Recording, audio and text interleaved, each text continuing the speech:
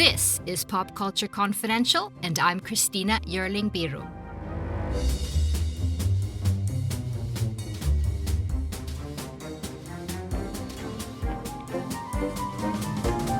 Hey everyone, welcome to the show. Let me start with a question. What's your relationship with your dentist? Well, for most of us, it's nothing like the one in the movie we're going to be talking about today. My guest is Michael Strassner, the star and co-writer of the really charming, funny, and dark new movie Baltimorons. It follows a newly sober improv comedian who cracks a tooth on Christmas Eve and ends up spending the night on an unexpected adventure, an even more unexpected romance, with his dentist, played by Liz Larson. The film is directed by Jay Duplass, who co-wrote it with Michael. Come on. Stop that now. Are you a dentist? I am. Do you need this? Hang on to it, will you? So what happened? Well. Merry Christmas. Oh my God. Uh-oh. What's the needle situation? The situation is that we use needles. Open your mouth. Hello. What's going on? This morning, Dad got married. So they're doing their reception. Tonight. I know Christmas Eve is your favorite. It's good. It's okay. I love you, Mom. I'll see you tomorrow. Merry Christmas. I love you. Oh my God. I'm taking you to dinner, and I'm not taking no for an answer. No. Come on. No. I overheard you talking to your daughter, and I know you don't have plans. Let's go. No! Yes! Ba-da-ba-da-ba-ba! Charge! Baltimorons premiered at South by Southwest this year and has traveled festivals all over, picking up several prizes, including the Audience Award for Narrative Spotlight at South by.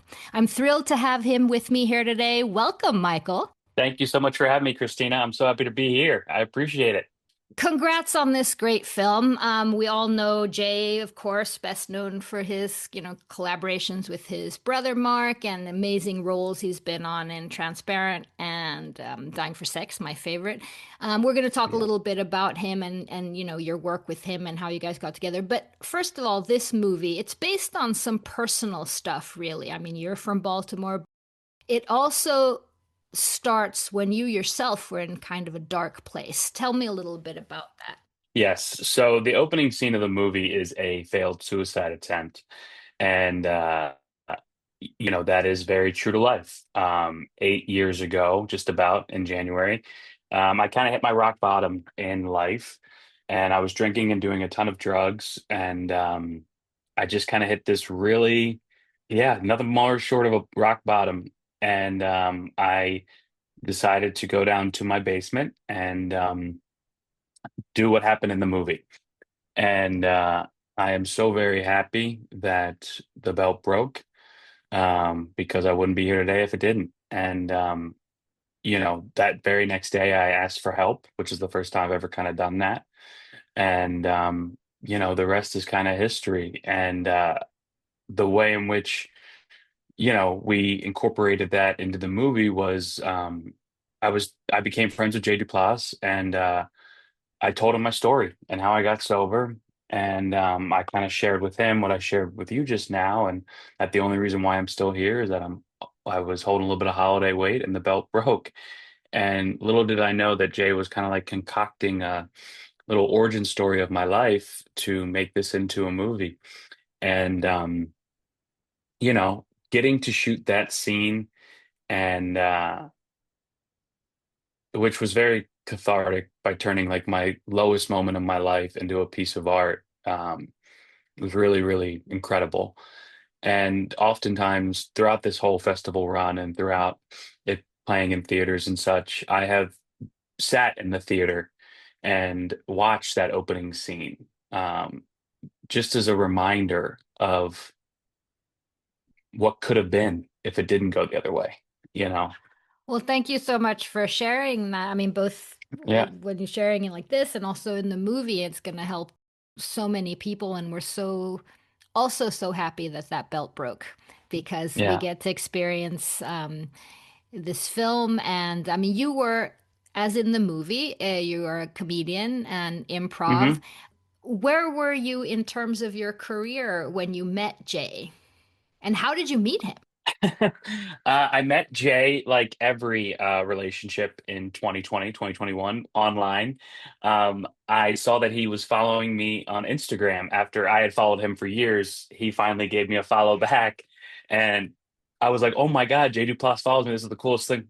And I had a project that I was looking to write, or sorry, looking to direct and star in, that I was looking for an actress for, and I was like, you know what? This guy constantly talks about like make movies, not meetings. And I just want to ask him for help. And this is what I've learned throughout this whole entire, not even the whole entire process, but just like life itself is like the worst thing anyone's going to say to you is no, or no with like an expletive after it. Um, but you might as well just take a shot. And I just took my shot with him. I sent him or I sent him, I was like, I'm a big fan. I would love if you could help me find an actress, but also if you just read this message, it means the world. Something in those lines. 6 months later, he got back to me and he was like, dude, I'm super old. I don't know how Instagram works, but send me your script. And then he invited me over his house. He like kind of went over that with me, which is like in my, I've been out here for like 12 years at that point. You're Nobody in with Los his Angeles. caliber, yes, yes, yeah, yeah. Nobody with his caliber had ever taken that much time out of their day to just talk to a stranger. And that's very much like the Jay and Mark way of like, they're not, in my opinion, Hollywood types. Like they are very down to earth, very cool, and just looking to help the next person up. And you know, I took that initiative and I shot the short film, and he helped me with the edit as well. And then as a thank you, I took him out to lunch and told him that story. And then 3 months later, he called me and said, "I want to back in someone's life and do a movie, and you're the first person that came to mind. You want to do it?"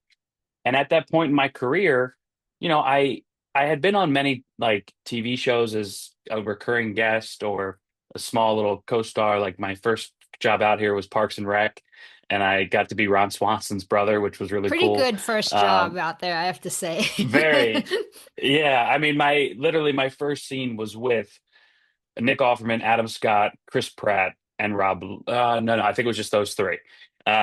And I was like, oh my, like, and all I had to say was, "Hey, Ron." And I was the most nervous I'd ever been just because these people that I look up to, I'm doing a scene with, and I'm like 25. Um, and, it was, and then it was like a couple, I had done Modern Family and all these other things. And then I got the opportunity to test for SNL back in 2017. And that's kind of where like That must have been huge, though. it was huge. Yeah, yeah, it was awesome. And I did a showcase in August. Then I got a call that they wanted to fly me out, so I flew out. I brought my best of, and then I got a call the next week, and they're like, "We want to bring you out for a final call." And I was like, "Oh my God, like this is it. Like, this is where my heroes went." And then they were like, "Not this year," and it just sent me into like a super deep spiral of depression.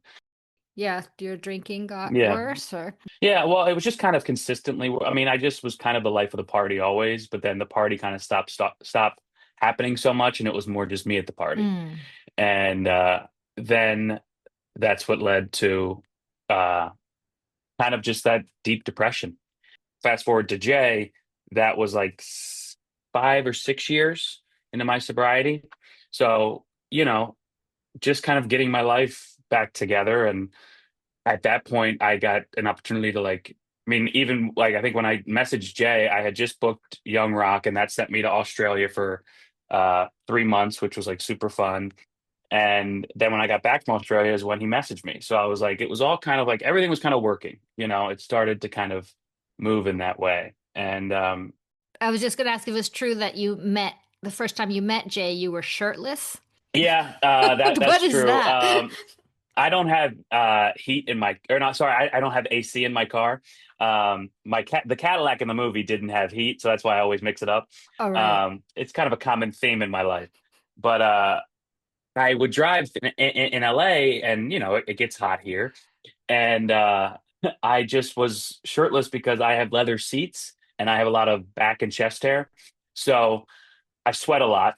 And so when I got to Jay's house, he heard like a ruffle outside, and I don't know if he thought it was like raccoons or something, but it was me showing up, and I just had my shirt off, and he was like, "Michael?" And I'm like, "Hey, Jay. Yep. Just kind of getting I'm just kind of wiping down, making sure I'm not sweating. I'll be in a second." And he was like, "This has to be in a movie somewhere someday." So we're still trying to find it where. I'm glad Uh, he let you in. yes, yes, exactly. I think he just found it super funny and charming. So it was a gift. What was it like to get sober at, like being a comedian and working and being on stage when you're still in the midst of, being out and then trying to do that again sober? Well, that's kind of very much what the movie kind of shows us. Like for me, when I first got sober, I thought my life was over. I wasn't going to be funny anymore. And I wasn't going to have any friends. And I wasn't really able to do anything, you know? And one, I couldn't have been more wrong about all those things. But the thing is fear. I had such a fear of what my life would look like that thing that was so important to me for so many years. It was literally my medicine, it's how I would do comedy. I wouldn't get on stage without having a drink. I wouldn't, this is my like my juice to kind of keep me going. And so um when that went away, it was just very scary. And I didn't want to perform, and I didn't want to really do that. And then as you continue on, and I think, and that's what this movie also shows. It's like everyone's like first, like this is his first Christmas where he's got to deal with not being able to drink there. It's a great line. The fiance in the movie says, "You have not been a drunk driver for 6 months," which is a very funny but Yeah. super sad line. Yes. Yes, exactly. Like that's very much like, Because he's 6 months sober at the point when we get to yeah. know. And the very like early sobriety, you are learning how, at least for me, I was learning how to crawl, and then walk. like it, and it, because for so many years I had this thing that gave me superpowers, and then that was taken away, and I was just had to be myself, which I was super uncomfortable with, and I'm still uncomfortable with it here and there, But through sobriety, I've learned how to deal with that, and to realize like, oh my God, my life is so much better without this thing. And I do still do comedy here and there, but for me, all my work kind of goes, or all my creative juices goes into creating stuff that I don't want to say lasts, but like I like making movies. I like making videos. I like making stuff that like more people get to see, Mhm. you know. But I do still love to do live theater here and there, but it's uh it's just changed a lot. And I think perspectives have changed for me. Like I really wanted to be on SNL so bad. And turns out that for me, this journey has been a lot better than that. But if they'd call you today when we hang up, are you going to be We like, talk. "Sorry, my journey doesn't Yeah, include you, we would Lorne"? talk. Yeah, yeah. I don't know, because I really, I just love a healthy atmosphere in my life, Yeah, and I well, don't know how healthy that no, atmosphere I is. just as a fan and all the years of reading about backstage, I'd say that's not the healthiest environment. But I don't know Yes, about the new yes. generation. Yeah, but I'd love to host. That's a goal for Oh, sure. We'll that'd be see. amazing. Yeah. Um, this movie has such an eclectic and great mix of serious issues and funny issues. I mean, we talked about substance abuse and also being, the partner to someone who's going through sobriety is difficult, but also menopause in the character of Yeah. Liz, the dentist. Tell me about Liz. Yeah. So Jay and I kind of always wanted to write just kind of a May December thing as we were going. And, Jay and I are two straight white guys who don't really know much about menopause. Really? We know through our moms. Yeah. Yeah. But we when Jay saw Liz in Transparent the musical, um, he was like, "We're gonna work on something together." And little did I know that he was also like, concocting a plan for her to kind of play Dee Dee in this. And so at the end of the SAG strike and the writer strike, we couldn't audition people yet. So Jay just went and had a conversation with Liz and said, "I'm working on something, and I'd love to meet." And they talked about everything kind of but the movie. And what they talked about is kind of Liz's experience. Once she turned 50, she felt like she wasn't invited to the parties anymore. And she felt like she was, sorry, there's a big chopper right above us. An LA moment. Yeah, very, very, yes, exactly. But basically said that she felt invisible at these parties and that no one really wanted to talk to her anymore. And so a lot of Dee Dee's story is Liz's story, and we really incorporated that. And, you know, I think she goes on just such an amazing journey throughout the movie of being kind of a closed off, like, not going to do, not going to engage with this kid to then, you know, opening up more and more throughout the movie. And it's like really, really beautiful to see her by the end. She's You so, know, the um, character's great and she is so great, Liz. she is incredible. She's an incredible actress, but she's also an incredible person that I absolutely loved getting to work with. I want to do it again and again. And then we may have the biggest character of all in the movie, and that's, of course, Baltimore. We know from The Wire, from Yes. your movie, from everything else. I mean, Yeah. and you are, of course, from Baltimore originally. Tell if Yes. someone doesn't know anything about Baltimore other than from TV series and stuff, tell me about Baltimore. I happen to know Baltimore because that's where my family is. Yes. So, but Yeah. yeah, Well, I love Baltimore with all my heart. I mean, it's where I grew up. It means, the world to me. They absolutely love their Orioles and they love their Ravens and they love their Natty Bows and they love their, I think, well, now there's a lot more IPA beers and all these other ones that just that are there. But I think in recent years Baltimore has just been really shown in a really kind of crappy light. I think The Wire is an incredible TV show, but every time I go back to Baltimore, all my family and friends, when I tell them I might make something about Baltimore, they're like, "Are you going to put us in a good light? Are you going to show us, like, actually?" Because just like every other city, it's got its own problems, of course, but it also has a lot of heart and love, and that's what I really wanted to show, and Jay wanted to show was this city that has a lot of darkness at Christmas time is filled with a lot of light and hope, maybe. And I really think that's what we kind of came across because I also grew up with the John Waters and Barry Levinson's movies that like really showed Baltimore and their people, And what I can't say enough about Baltimore is like this movie was made on the backs of Baltimoreans, truly. Like all the locations that we got were from family and friends.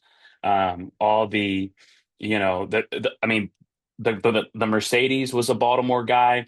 A guy who worked with my mom at the funeral home, Chuck. We were like looking for a Mercedes, and he was like, "I have one." And I was like, "Well, can we use it?" He was like, "Yeah, sure." For how long? I was like, "Well, like about a month." He was like, "Yeah, I'll walk to work."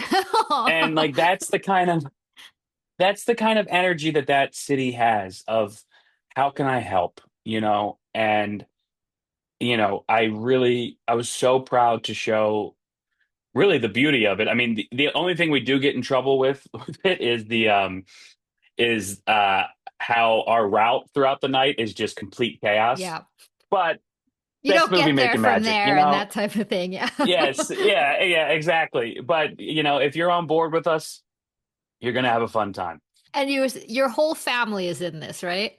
Correct. Yes, yes. My whole family. My mom plays Darlene, Brittany's mom. My dad plays Uncle Frank. My niece plays Maddie, Dee Dee's granddaughter, and my fiance Jess is Dee Dee's daughter. So, and then I also have all my siblings are extras, and all my friends from high school, like a bunch of them are in it, and that's what also has made this so very special is the amount of nepotism that is just filled in this Yeah, movie. and it gives it such a warmth. You can really feel it. Even when the first time I didn't see it, I didn't know that your family was in it, but you realize that there's something special. How are your parents taking to their newfound fame? they're getting their headshots next week. I think they're going to really try to attack 2026 strong. I really would love to get my mom a series regular by the time it's all said and done. But she's got some work to do. She's got some work to do. So no, they had an amazing time, and it was actually both my mom and dad were both at South by Southwest, and my mom was at the initial screening. And when she was watching the movie, she's in the first 5 minutes. So when she came on screen, she went and like she forgot she was in it. Yeah, she's like, "Oh, the big screen."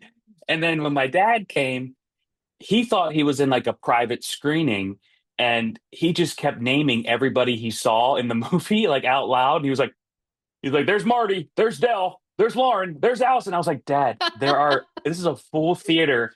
You can't just be saying everyone you're seeing. Like, we can talk after the movie about it." But it was so cute to see him because his like butt was on like the edge of his seat just watching this movie. And it like, it's definitely one of the proudest moments I've ever had as a son to see both my mom and dad and my stepmom and everybody there just like truly be really, proud of this little Was he thing. happy with the depiction of Baltimore at the end and Jay's work? Yeah. Yes. Yes, very much so. I mean, him and my mom have gotten so many compliments from everybody that comes into their stores or through my dad's a mortgage banker. So that's why I play a mortgage Hmm. banker or trying to be a mortgage banker in it. Um, but yeah, they couldn't be Nice. happier.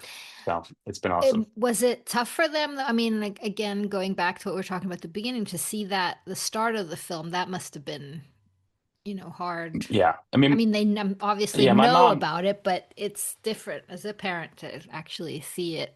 yeah, they just kind of I don't think they didn't know how bad it was. And so um my mom said like it's not easy watching that opening part, but I'm happy it's in the beginning and then we see the journey throughout.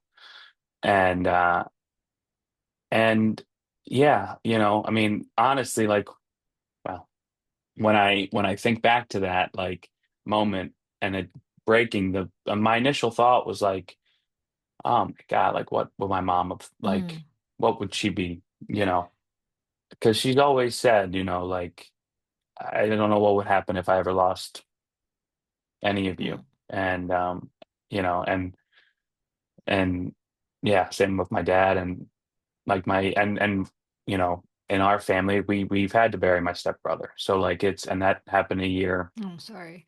after um after I got sober.